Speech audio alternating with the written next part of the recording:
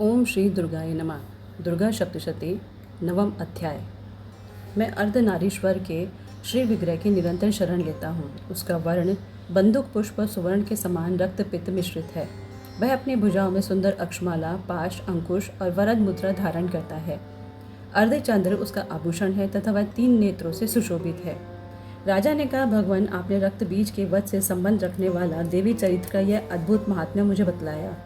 अब रक्त बीज के मारे जाने पर अत्यंत क्रोध में भरे हुए शुंभ और निशुंभ ने जो कर्म किया उसे मैं सुनना चाहता हूँ।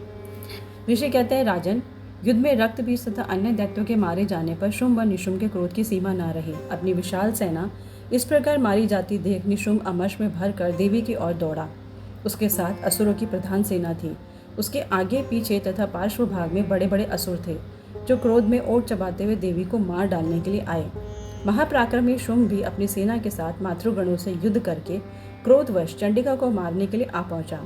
तब देवी के साथ शुंभ और निशुंभ का घोर संग्राम छिड़ गया। वे दोनों दैत्य मेघों की भांति बाणों की भयंकर वृष्टि कर रहे थे।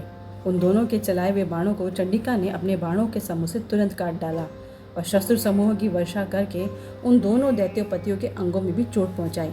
निशुंभ ने तीखी तलवार और चमकती हुई ढाल लेकर देवी के श्रेष्ठ वाहन सिंह के मस्तक पर प्रहार किया।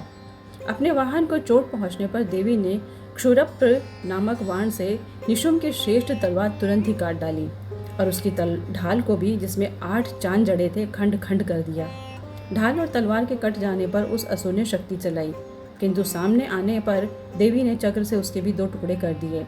अब तो निशुंभ क्रोध से जल उठा और उस दानव ने देवी को मारने के लिए शूल उठाया, किंतु देवी ने समीप आने पर उसे भी मुक्के से मारकर चूर्ण कर दिया।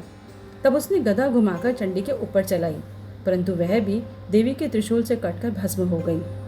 तदनंतर दैत्यराज निशुंभ को फरसा हाथ में लेकर आते देख देवी ने बाण समूहों से घायल कर धरती पर सुला दिया।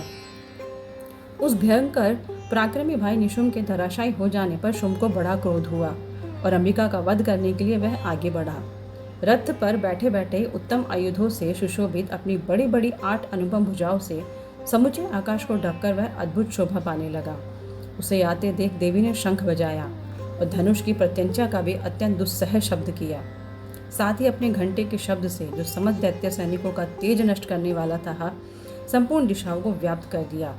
तदनंतर सिंह ने भी अपनी दहाड़ से, जिसे सुनकर बड़े बड़े गजराजों का महान मत दूर हो जाता था, आकाश पृथ्वी और 10 दिशाओं को गुंजा दिया।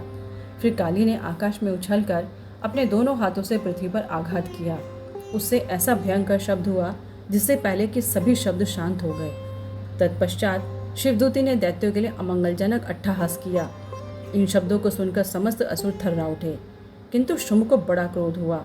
उस समय देवी ने जब शुंभ को लक्ष्य करके कहा, ओ दुरात्मन, खड़ा रहे, खड़ा रहे। तभी आकाश में खड़े हुए देवता बोल उठे, जय हो, जय हो। शुंभ ने वहां आकर ज्वालाओं से युक्त अत्यंत भयानक शक्ति चलाई। अग्नि में पर्वत के समान आती हुई उस शक्ति को देवी ने बड़े भारी लूके से दूर हटा दिया। उस समय शुंभ के सिंहनाद से तीनों लोग गूंज उठे। राजन, उसकी प्रतिध्वनि से वज्रप्रात के समान भयानक शब्द उत्पन्न हुआ, जिससे अन्य सब शब्दों को जीत लिया। शुंभ के चलाए हुए बाणों के देवी ने और देवी के चलाए हुए बाणों के शुंभ ने अपने भयंकर बाणों द्वारा सैकड़ों और हजारों टुकड़े कर दिए। तब क्रोध में भरी हुई चंडिका ने शुंभ को शूल से मारा। उसके आघात से मूर्छित हो वह पृथ्वी पर गिर पड़ा। इतने में ही निशुंभ को चेतना हुई और उसने धनुष हाथ में लेकर बाणों द्वारा देवी, काली तथा सिंह को घायल कर डाला। फिर उस दैत्यराज ने 10,000 बाहें बनाकर चक्रों के प्रहार से चंडिका को आच्छादित कर दिया। तब दुर्गम पीड़ा का नाश करने वाली भगवती दुर्गा ने कुपित होकर अपने बाणों से उन चक्रों तथा बाणों को काट गिराया। यह देख निशुंभ दैत्य सेना के साथ चंडिका का वध करने के लिए हाथ में गदा लेकर बड़े वेग से दौड़ा। उसके आते ही चंडी ने तीखी धार वाली तलवार से उसकी गदा को शीघ्र ही काट डाला। तब उसने शूल हाथ में ले लिया। देवताओं को पीड़ा देने वाले निशुंभ को शूल हाथ में लिए आते देख चंडिका ने वेग से चलाए हुए अपने शूल से उसकी छाती छेद डाली। शूल से विदीर्ण हो जाने पर उसकी छाती से एक दूसरा महाबली एवं महापराक्रमी पुरुष खड़ी रह कहता हुआ निकला। उस निकलते हुए पुरुष की बात सुनकर देवी ठठाकर हंस पड़ी और खड़क से उन्होंने उसका मस्तक काट डाला। फिर तो वह पृथ्वी पर गिर पड़ा। तदनंतर सिंह अपने दाढ़ों से असुरों की गर्दन कुचलकर खाने लगा यह बड़ा भयंकर दृश्य था।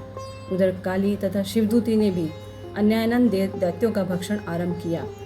कौमारी की शक्ति से विदीर्ण होकर कितने ही महादैत्य नष्ट हो गए। ब्राह्मणी के मंत्रपुत्र जल से निस्तेज होकर कितने ही भाग खड़े हुए। कितने ही दैत्य माहेश्वरी के त्रिशूल से छिन्न भिन्न हो धराशायी हो गए। वाराही के थुथुन से आघात से कितनों का पृथ्वी पर कछुमन निकल गया। वैष्णवी ने भी अपने चक्र से दानवों के टुकड़े टुकड़े कर डाले। ऐन्द्री के हाथ से छूटे हुए ब्रज से भी कितने ही प्राणों से हाथ धो बैठे।